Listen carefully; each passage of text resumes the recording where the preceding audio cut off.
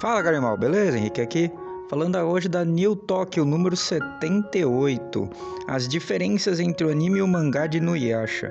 Deve ter uns fãs de Sailor Moon muito puto comigo que nessa mesma revista tem o guia completo dos episódios de Sailor Moon. E pelo que eu tô vendo aqui são mais de 200, puta vida. Mas beleza, indo pra parte que nos interessa, que é Inuyasha. Se algum fã de Sailor Moon aí quiser muito interessado da parte de Sailor Moon, eu recorto e mando. A gente combina, fala nos comentários aí. Bom, estamos aqui, as duas faces de Inuyasha, as diferenças básicas entre o mangá e o anime. As adaptações sempre sofrem algum tipo de modificações. Se você adapta uma música repleta de distorções para um formato acústico, verá que perde em vários sentidos e irá ganhar em outros devido aos arranjos que são feitos para enriquecer o som de alguma forma, para que não fique diferente. Porque ele está comparando música com isso aqui. Mas beleza. Assim acontece com roteiros que sofrem adaptações de alguma forma de quadrinhos para chamarmos movie actions. E por que não? Por que não com os animes? Ah, entendi o que ele quis dizer. Desculpe a discordância. Um mangá normalmente tem mais detalhes e conta a história com maior riqueza, se aprofundando mais em alguma forma nas características mais pessoais dos personagens ou mesmo explicando melhor a história. Claro que outros fatores podem influenciar também, como divergências entre o estúdio e o desenhista, o diretor e tudo que envolve um processo de criação, que isso que acaba acontecendo de cancelarem muito anime também. No caso de Inuyasha, que foi de 96 a 2009, a mangaka Rumiko Takahashi não foi diferente e, claro, nem sempre agrada a todos os fãs. No entanto, é sabido que entre os fãs da série, apesar das diferenças, ambos os formatos causaram a sensação positiva.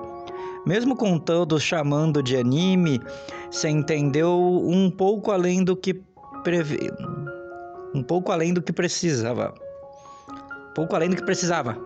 Vocês entenderam?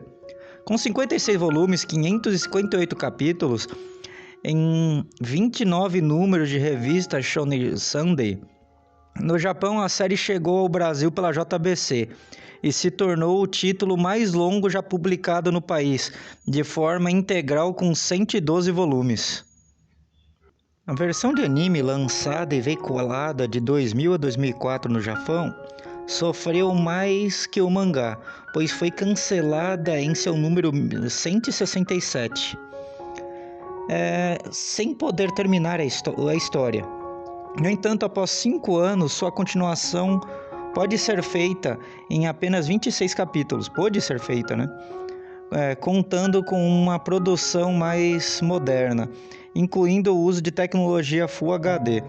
Agora, é nítido quando comparado ao início da série no começo do século.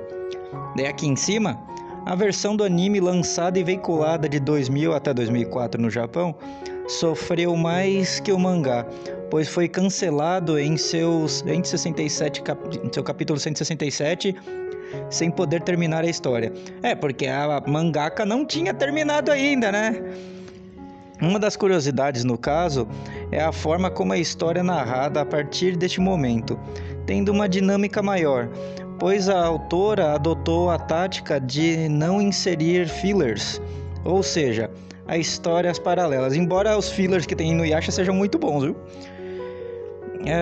Concentrando-se no que era extremamente necessário e que se refere à parte final. Aí já estava no Final Act, né? Final da trama. Correspondente aos volumes 36 e 56 do mangá em terras nipônicas. O anime no Brasil sofreu mais que em qualquer outro lugar, isso por causa de problemas com a censura de algumas cenas. Episódios, falas foram considerados impróprios, assim foram limitados à TV aberta brasileira. Muitos jornais por aí são muito mais ofensivos. A série deixou uma legião de fãs em todo o mundo. Aliás, eu conheço uma fanática que me deu um trabalho atrás do anime Toy. Atrás de um anime toy? O que é um anime toy? Um brinquedo de anime? Um action figure, né, mano? Puta merda. Mas isso é história para a posteridade. E apesar de tanto virando a página, apesar de tanto anime e mangá terem agradado aos fãs, uma pá de buracos foi deixada para trás. Buscando e pesquisando em sites, fomos atrás de alguns deles para ver se conseguíamos costurar e entender o que passou, além de encontrarmos as famosas diferenças entre anime e mangá. A comparação entre as duas versões é inevitável, uma vez que ambas têm o mesmo público. Sendo assim, uma das diferenças se encontrada no capítulo 33 do anime, que é um dos que possui grande número de diferenças entre a revelação do mangá. Os personagens caem em uma armadilha preparadas por Naraki, que fazem ter pesadelos. No anime, Inuyasha vê Kikyo fria, com ódio dele, que o mata. Já no mangá, a Kikyo que Inuyasha vê não sente ódio, mas também muita dor pela suposta traição do amado. Ela até chora. Ela atira uma flecha nele e depois abraça, dizendo que morrerá com ele. Ainda no mangá, Inuyasha não vê Kagome em seu pesadelo, e suas meditações pensam sobre a dor que ele sentiu naquele dia. Disso eu não lembrava, mas beleza. O texto ali em cima. Também existiram, casos que alguns personagens ganharam nome quando passaram para a telinha. Sim, eles adaptaram o nome, né? Os lobos companheiros de Kuga, Jinta e Hakaku, e de A1, o dragão de duas cabeças de Sesshomaru. Não, mas A1 chama A1, né? Aqui, desculpe. O Sesshomaru felizão da primeira aparição do mangá é totalmente diferente no anime. Sesshomaru retira a pérola negra da joia que serve de entrada para o túmulo do Inu no Taisho, o pai de ambos, do olho de Inuyasha através de um raio luminoso. No caso, na primeira aparição de Sesshomaru, ele sorria, viu? Isso acontece no anime também. No mangá, o sistema é bruto de Sesshomaru. É verdade. Sesshomaru literalmente enfia o dedo no olho do Inuyasha. No mangá é só um raiozinho. Enfia as garras no olho de Inuyasha para arrancar a pérola. Aliás, nessa primeira aparição do mangá, Sesshomaru sorri quase o tempo todo. Acabei de falar, ó. Fato suprimido no anime.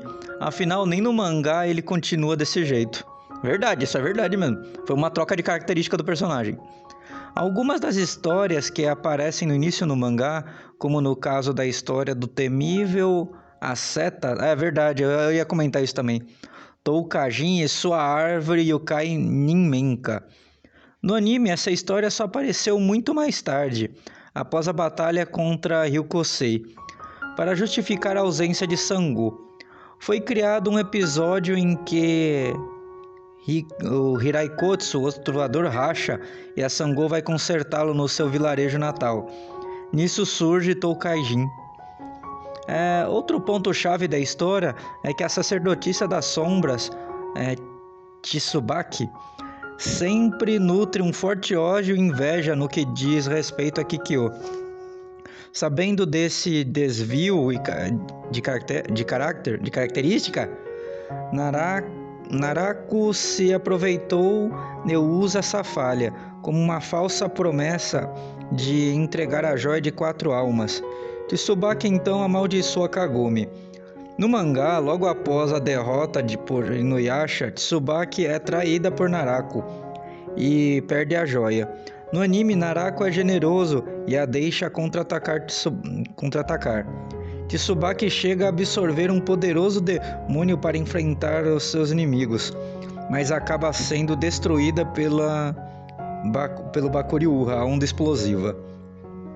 Porém, ao contrário do que o mangá sugere, Tsubaki morre no anime. Um dos artifícios que a escritora de Inuyasha apresenta durante certa fase da história. mas exatamente entre a segunda e a terceira fase. É absurda a história paralela e com um direcionamento romântico. Alguns fãs se irritaram, outros gostaram. É uma faca de dois gumes mesmo. Mas eu ainda prefiro o mangá. Mas o anime é legal. É complicado, é complicado. Este caminho foi tomado para que o anime não alcançasse consequentemente atropelar a história que era contada no mangá. Isso acontece geralmente quando o anime alcança, né, o mangá. Também existiram casos em que alguns personagens ganharam nome quando passaram para a telinha. Os lobos, companheiros de Kuga, Jinta e Hakaku, e o A1, o dragão de duas coisas Sesshomaru. Cenas foram modificadas ou simplesmente limitadas da série do anime. Como no episódio sobre o renascimento de Kikyo, a história no anime termina com ela caindo num penhasco e mostra Inuyasha arrasado. Algo que no mangá acontece com Inuyasha, arrasado pela morte de Kikyo. No entanto, ao ver Kagome ainda caída, o herói se mostra preocupado com ela e, quando percebe que ela está bem, fica feliz e se pergunta como o sorriso de Kagome pode fazê-lo se sentir bem e aliviado, apesar de tudo que aconteceu com Kikyo. E ainda no anime, no episódio 23, uma das diferenças acontece entre as duas publicações. Quando Kagome, após ver Inuyasha e Kikyo juntos, fica furiosa e resolve voltar à sua era e pular no poço, enquanto Inuyasha comenta que gosta de ficar com as duas, Kikyo e Kagome, Kagome, ouvindo isso, dissenta. A diferença acontece no mangá, quando Kagome, após ver Inuyasha e Kikyo juntos, fica furiosa e resolve voltar para sua era, mas fica perdida e começa a caminhar em círculos, sempre sendo seguida por Inuyasha, que, cansado daquela situação, pede para que ela converse com ele. Na conversa, Inuyasha fala que sente em relação a cada uma delas. E aqui termina. Eu achei que terminou meio de repente. Ele podia ter falado mais alguma coisa. Eu acho que ele deve ter acabado a inspiração aqui. Ou queria falar mais e deixou para uma outra revista, embora exista mais revistas sobre falando as diferenças de Inuyasha e essas coisas. Eu até achei legal, tem umas diferenças aqui que eu acabava não lembrando. Quando você pega essas duas mídias e fica relacionando elas, você acaba misturando ou até mesmo deixando tudo junto, né? Nessa revista eu não achei nenhum site a mais que a gente possa explorar sobre Inuyasha. Mas bom, eu vou terminar esse vídeo por aqui então. Eu espero que vocês tenham gostado. Falou, até mais.